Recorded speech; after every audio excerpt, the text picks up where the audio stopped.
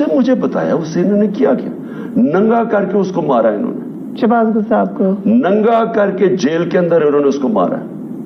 मैं इतना मुझे तकलीफ है ये सुन के कि यानी ये किस तरह के हैवान हैं।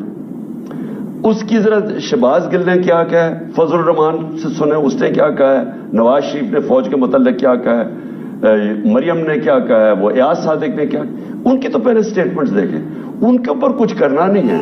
लेकिन वो मंग पना मोहम्मद बख्शा बेपरवाह जनाबों, तुमने हुजूर से बेवफाई की, अब बताओ न तुम सदमे हमें देते न हम फरियाद यूं करते, न खुलते राज सर बस्ता न यूं रुसवाइयां होती। हम तो पी गए, हम तो पी गए।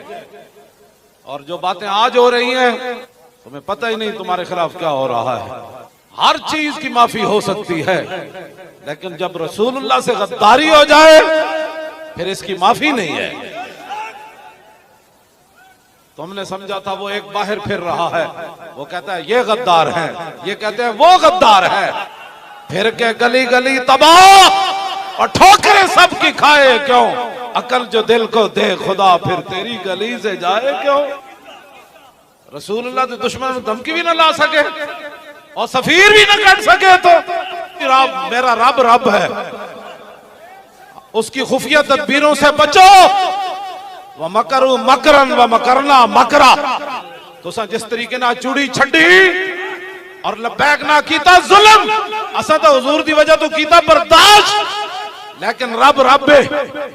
हुजूर ने फरमाया सब तो बड़ा गैरतमंद रब है, असी तो तुहानू कुछ नहीं किया।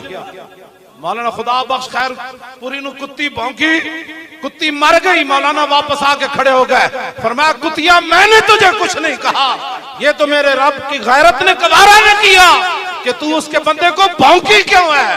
और मौलाना नु कुत्ती भौंके तो सलामत न रहे, ते रसूलुल्लाह नाल कोई गद्दारी कर जाए